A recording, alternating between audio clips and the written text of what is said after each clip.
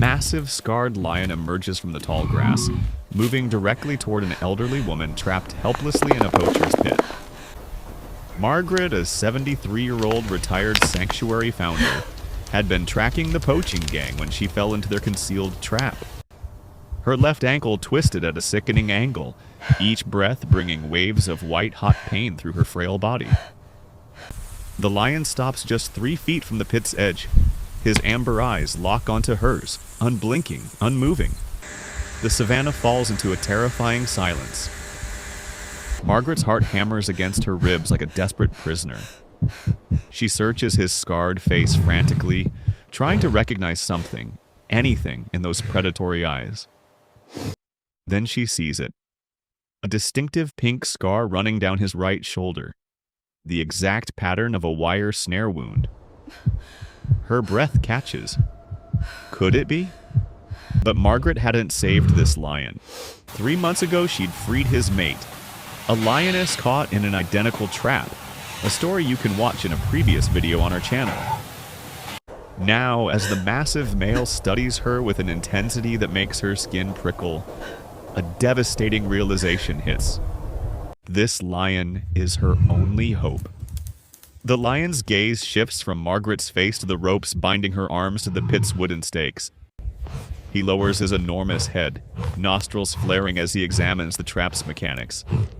A low rumble emanates from his chest. Not a growl, but something else. Something almost thoughtful. His intelligence is breathtaking. I know you, Margaret whispers, her voice cracked and hoarse. Your mate, the one with the torn ear? I remember. The lion's ear twitches at her words. Slowly, deliberately, he reaches down with his massive jaws, gripping one of the ropes in his teeth. His movements are impossibly careful for such a powerful predator. Progress is agonizingly slow. Each rope fiber requires patient, precise work. Margaret watches his canines, each longer than her finger, work dangerously close to her weathered skin. Hope surges through her, intertwined with a new fear. One miscalculation, and those teeth could tear through her arm. Suddenly the wind shifts. High-pitched yips and chattering calls pierce the air. No. Margaret's blood runs cold. A pack of African wild dogs, at least 15, emerge from the acacia trees, their painted coats rippling as they move with coordinated precision. They've caught her scent. The lion's head snaps up. His body goes rigid. For one terrible moment, Margaret thinks he'll abandon her to face this new threat. The wild dogs spread out, forming a semicircle, their leader, a battle-scarred female with a notched ear, stepping forward with confident aggression.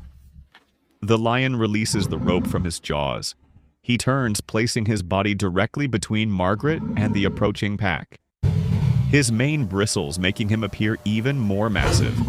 A roar erupts from his chest, a sound so powerful it vibrates through the earth itself. Will he abandon the rescue? Will he choose his own survival over hers?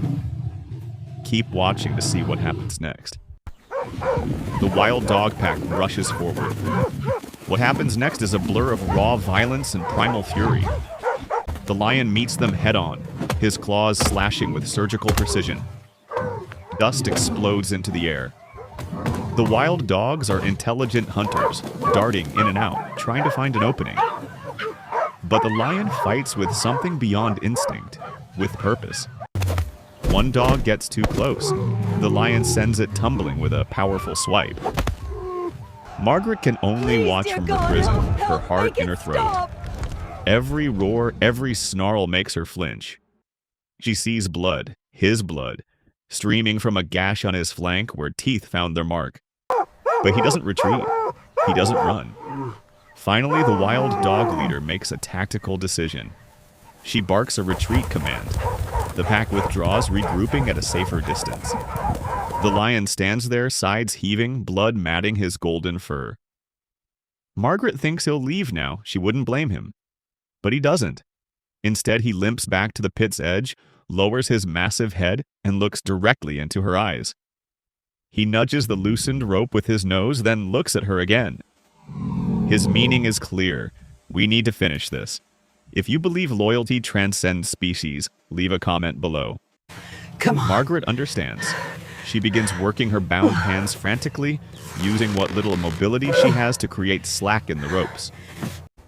She nods to him, catching his gaze. The lion watches her movements, his head tilting slightly. He's learning, adapting. She twists her wrists, exposing the knot she can't reach herself. The lion's eyes follow the movement. He understands. With remarkable gentleness, he grips the knot in his teeth and pulls. Once, twice. The rope snaps free. Margaret's arms are liberated. She quickly unties her legs with trembling fingers. Freedom. She's scrambling out of the pit when she freezes. The wild dogs are returning, emboldened, their formation tighter this time. But before they can close the distance, the lion roars again. And this time, it's answered. From beyond the baobab trees, 3 more lions appear, including a lioness with a torn ear. The pride has arrived. The wild dogs scatter immediately, unwilling to face these odds. Margaret stands on solid ground, tears streaming down her weathered face. The scarred male approaches her one last time. She extends her hand, trembling. He presses his massive head against her palm for just a moment, a gesture so gentle it breaks her heart. Then he turns and walks away, his family following. Margaret later learned the lioness had led the pride to find him when he didn't return. This story isn't just about one act of kindness repaid. It's about something deeper. That compassion creates bonds that transcend language, transcend species, transcend every boundary we think divides us. Kindness is never forgotten. Trust, once earned, can save a life. In the wild and in our world, empathy is the most powerful survival tool we possess. Margaret continues her conservation work today, and the scarred lion and his pride still roam the same territory, their paths crossing hers regularly in peaceful coexistence. 6 weeks later, Margaret returned to the same area to dismantle the remaining poacher traps. As sunset painted the Savanna gold, she noticed something unsettling. The scarred lion standing motionless on a distant ridge, staring toward the south. His entire body was tense, alert. Then she saw what he was watching. Thick black smoke rising from the horizon, spreading rapidly. A massive grassland fire moving toward the sanctuary where hundreds of animals, including his pride, had gathered near the only remaining water hole in the drought. The wind was shifting, pushing the flames directly toward them. Margaret's radio crackled, but the message was fragmented, unclear.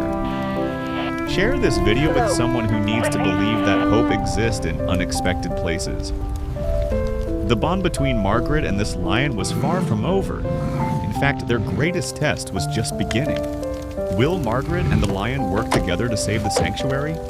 Can they evacuate the animals before the fire closes in? Subscribe now so you don't miss part 2 of this incredible true story.